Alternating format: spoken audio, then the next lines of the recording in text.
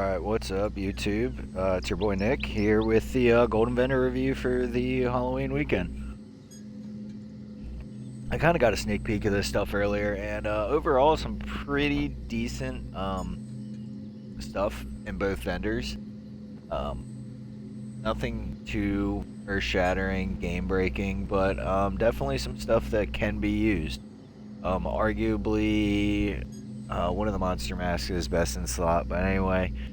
If you like the video and want to see me just really suck at this game, feel free to follow me on Twitch. Right now the handle is Leroy Jenkins OF.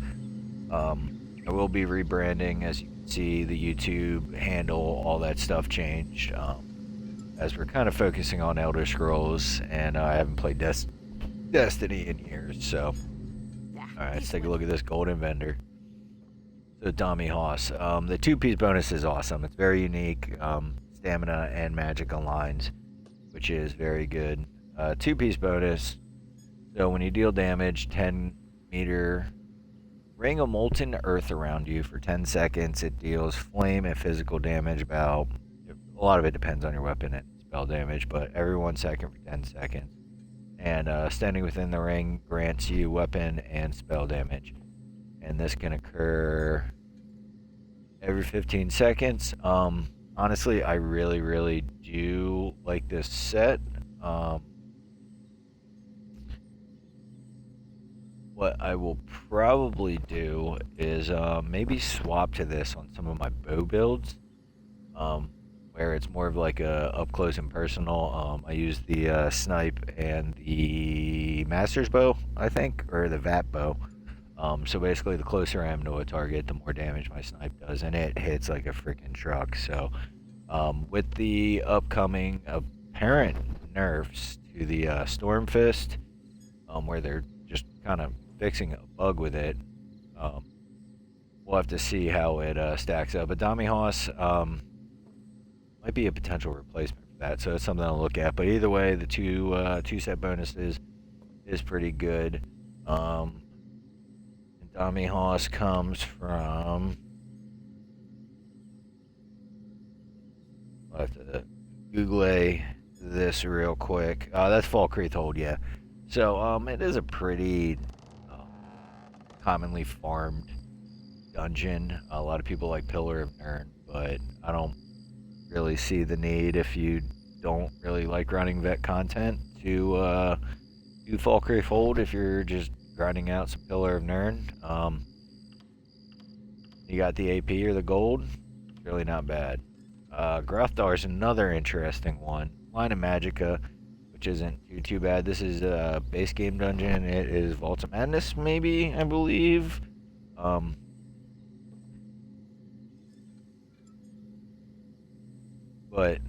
Line of Magicka, so when you deal damage to an enemy within 8 meters, you have a 10% chance to create lava pools that swirl around you. It deals flame damage to all enemies within 8 meters every 1 second for 5 seconds. And this can occur every 5 seconds. So yeah, and this is from Vaults of Madness. This is another one.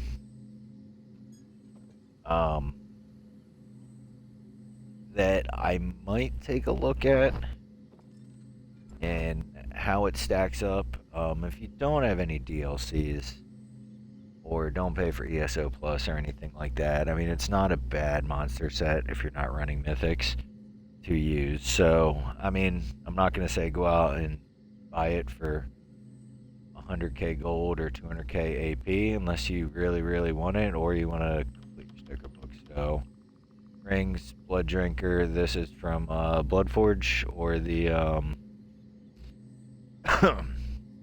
I can't remember which dungeon, but line of crit, weapon and spell damage, crit, and then increase your bleed damaging attacks by 20%. You can use this on a werewolf build.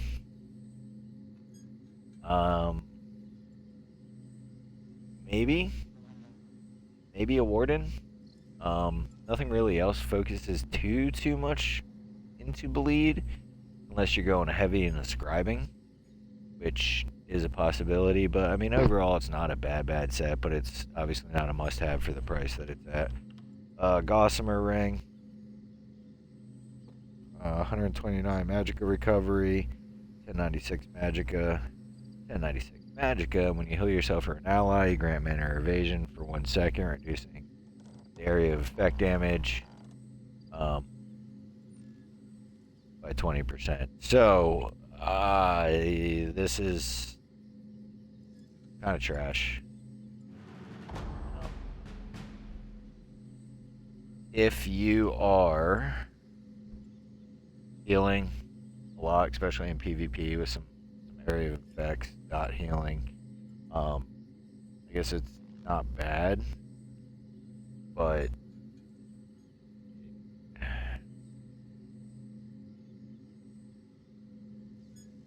it's not that good. I mean, it's 1 second. You can proc it over and over again, like I said, with heals over time, and depending on how it takes it, you can basically keep this up for forever if you're running in a ball group. But yeah, just go to Cradle of Shadows and grind that out. Alright, Plague Doctor. So this is basically just 5 lines of max health. This is in no proc or no CP. This is really good for PvP. Outside of that, I can't see any utilization. I mean, you could throw it on a tank, but it's incredibly selfish. So, not a big fan of this. But if you just want to stack a bunch of health, yeah, this is probably the best set for that. So, I'm not gonna say right now grab this, but I think it is a overland set too. So, and then Stenchal Defender. This has to be from one of the areas.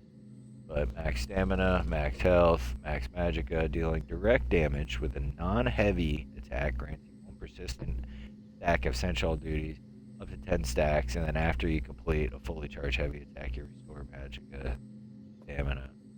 This is... that's PG. So, yeah, a couple good monster sets, some other kind of niche things. Wouldn't say buy it right now, but we're gonna go back. We actually just looked at this, but I had to re-record the video. So for most of you that don't know, I just kind of record on Twitch my reviews of these things, rip it, and send it. So yeah, pretty low budget. Not do any editing. I suppose I could, but I kind of just operate off my iPad. And yeah. Alright, so look at this. Very Halloween themed this week. Lots of cool stuff. If you're doing any housing decorations. So, alright, so we'll start at the bottom. We got 2 trees. One's more expensive, the other isn't. One's got leaves and alive. One's burned and dead, but basically the same tree. Burned, alive with leaves. So, it's got the face in it, hands, all that other stuff. Not bad. I kind of like them. So, really depends on what your aesthetics you're looking for. Bunch of totems. So this is one of them.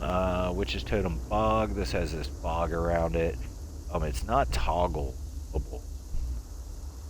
Weird word. But if you don't like the look of it, but you do like the fog, you can kind of like hide this in a wall. And it's going to create some nice fog. You can put it in like a bookcase or somewhere. I used to stick it around my enchanting station just to kind of give my enchanting station a nice little fog and glow around it. It kind of made sense with the Daedric enchanting altar that I have. So, torch. Lit. Unlit. Got some skulls, pretty basic, but nice lights for Halloween or any sort of Dark Brotherhood type of themed house, maybe vampires. Warning totem. Bunch of skulls on it. Basically says don't come here. Cool. 2,500. Not too bad. 50K for this. People love this. I think I have one somewhere. I like it. I'm not going to say run out and buy it, but I mean, if you like it, it's kind of like the previous tree, but instead of a witch, it's the tree henge greenling in the tree. So it is pretty big.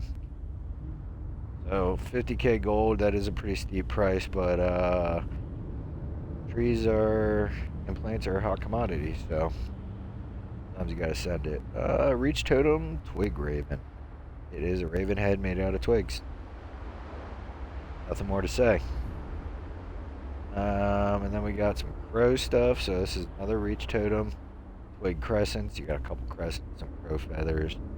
I guess to ward off crows. So, yeah. 3,000 gold for that. Crow totem. This one's actually pretty cool. Gruesome, quote unquote. You guys can't see, but doing air quotes with my fingers right now, like I have a camera and you guys can see me, but whatever. Looks pretty cool. I like it. 4k gold. Might pick a couple of these up. Don't know if we'll ever do a Halloween or a dark themed house, but we'll see. And then finally we do have the bone sculpture circular. Skull in the middle, held up with some rope and wood, and interconnected with some arms and legs and femurs and tibias, you name it. But at 3k gold, I mean, it's pretty cool. It's not interactable. If it had a light in it, this would actually be a pretty cool light, but either way, you can throw a candle in it, attach them, move them around, hang them up. That wouldn't be a bad idea. But yeah, for 3k gold, pretty cool. So, a bunch of stuff. I'll probably buy some soon. So, anyway, if you guys like the video, leave a like, subscribe, and we'll see you all next week. I'll see you.